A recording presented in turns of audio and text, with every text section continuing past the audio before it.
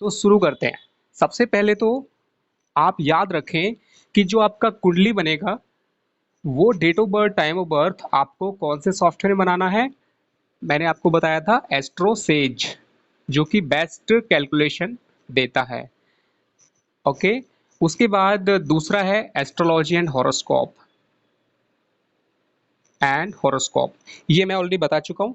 जैसे ही आपका लगन कुंडली बन जाएगा, ये लगन कुंडली है, उसमें साथ में आपको नवमांस कुंडली भी लेके आना है। नवमांस का इंपॉर्टेंस भी मैंने बताया था।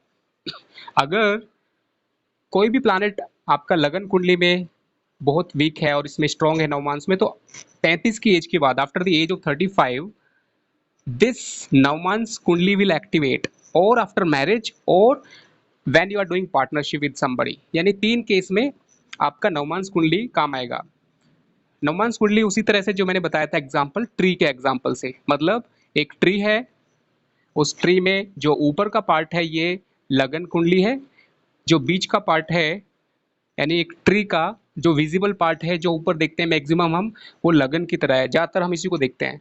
बीच का यानी कि चंद्र कुंडली, ये है स्टेम, तना, जिसके थ्रू ये सारा कुछ बनता है। और जो जड़ है, रूट है, वो नवमांस है। नवमांस एक बैकअप की तरह है।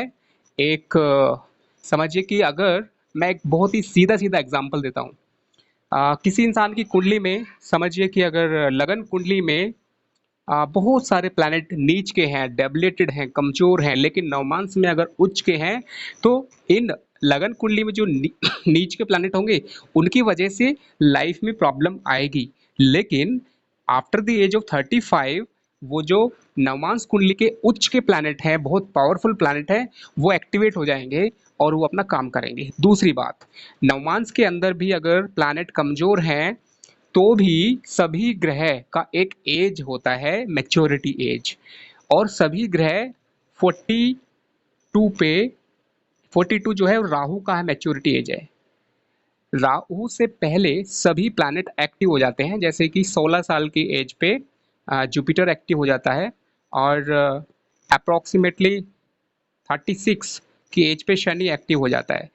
इनका अलग अलग पीरियड है। ये 3 मैंने मेजर बताए हैं, बाकी का भी होता है, मेजर इंपॉर्टेंट होते हैं, इसलिए मैंने तीनों का बताया है।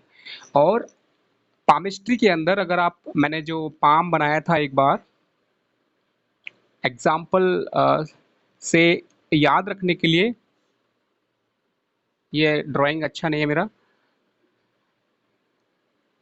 मैं बताना चाह रहा हूँ कि जो पामिस्ट्री के अंदर समझिए कि जो आपका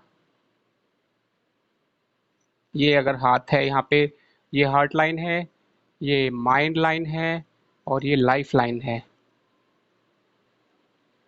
इसके अंदर जो किसी के भी हाथ में आपको देखना है कुंडली के साथ, तो प्रिडिक्शन में हमेशा क्या करना है, आपको लगन कुंडली, नवमांस कुंडली भी देखना है, साथ में महादशा देखना है, और हाथ देखना है। हाथ के अंदर सबसे इंपॉर्टेंट है, जो अगर आपका बृहस्पति स्ट्रांग है, तो इसे बोलते हैं श्योरिटी ऑफ लक।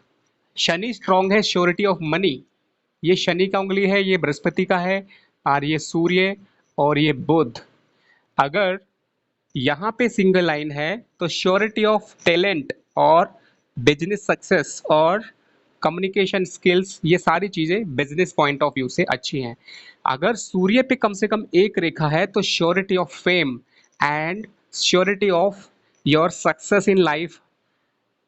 अगर शनि पे एक सिंगल रेखा है, surety of money and surety of good job, ये शनि पे एक रेखा, ये आपको हेल्प करेगा प्रिडिक्शन में। अगर बृहस्पति पे रेखा है, तो भक्ति, इसको बोल सकते हैं आपका जो जितने बृहस्पति वाले फैक्टर हैं, good luck factor, Brihaspati, teaching ability, good married life, यहाँ पे अगर क्रॉस है तो ये मैरिड लाइफ के लिए अच्छा है, बाकी जगह पे क्रॉस अच्छा नहीं है। ऐसे करके आपको देखना है। और राहु, ये जो दिमाग की रेखा और हार्ट लाइन, इनके बीच का जो जगह है, इसको बोलते हैं क्वाड्रेंगल। क्वाड्रेंगल मतलब राहु के एक्टिवेशन का टाइम। अगर यहाँ पे कुछ ज़्यादा प्रॉब्लमेटिक टाइम है, तो आपको याद हो रखना होगा कि राहु का जो जगह होता है, यानी कि क्वाड्रेंगल, उस जगह पे अगर किसी भी तरह का नेगेटिव चिन्ह है, जैसे कि क्रॉस जाल यानी कि 3 क्रॉस लाइन खड़ी और पड़ी रेखाएं, तो वो टाइम हमें लाइफ में ख़ास करके जो 40 का एज है उसके बाद की परेशानी दिखाता है।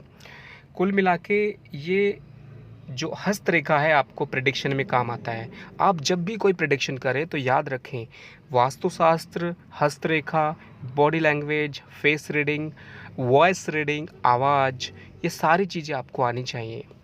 क्योंकि अगर आपको फलित अच्छा करना है तो फलित आपका प्रेडिक्शन बहुत अच्छा तभी होगा अगर आप बहुत अच्छे से सभी जो भी आपका नॉलेज है उसका इस्तेमाल करेंगे, जितना भी एडिशनल जो फील्ड हैं।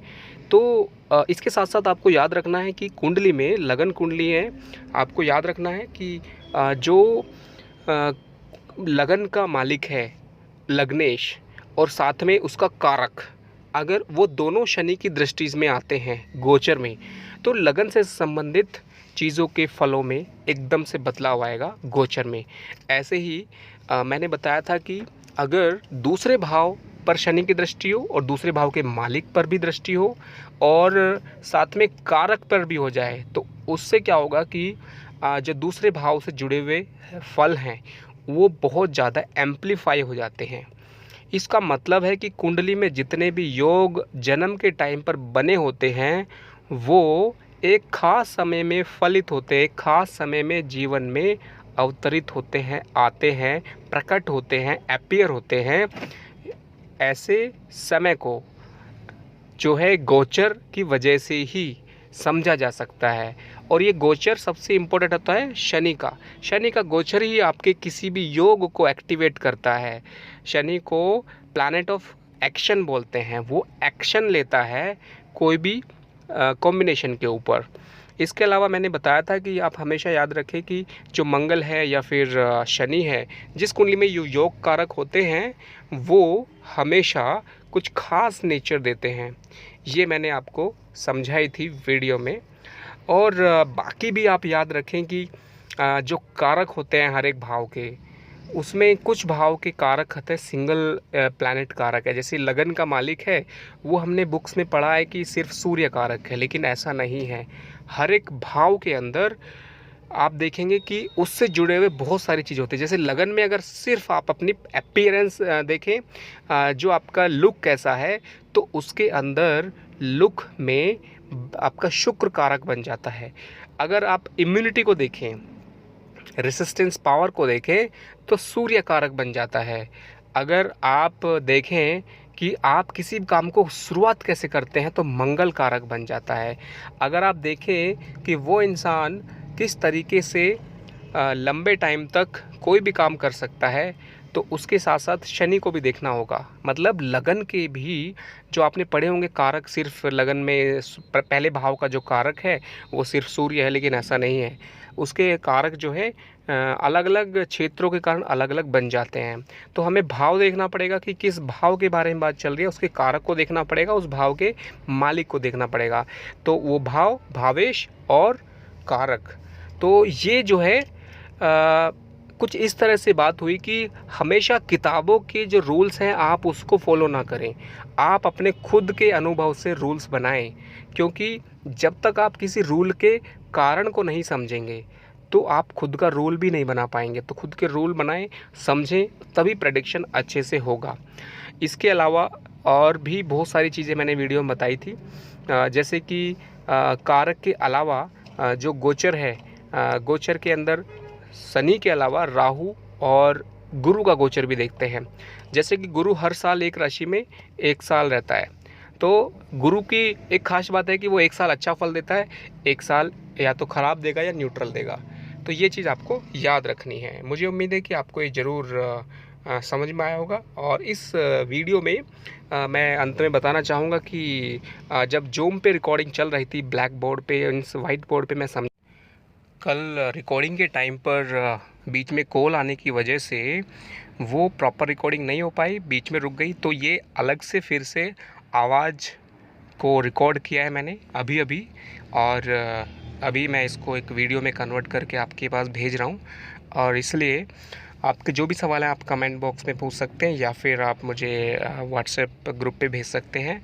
और क्योंकि सभी लोग अपनी अपनी कुंडली के लिए अलग से मीन्स पूछेंगे, इसलिए ग्रुप में सभी की कुंडली को डिस्कस करना थोड़ा मुश्किल होगा, लेकिन आपके कुछ खास सवाल होंगे तो आप ज़रूर सवाल भेजें। धन्यवाद।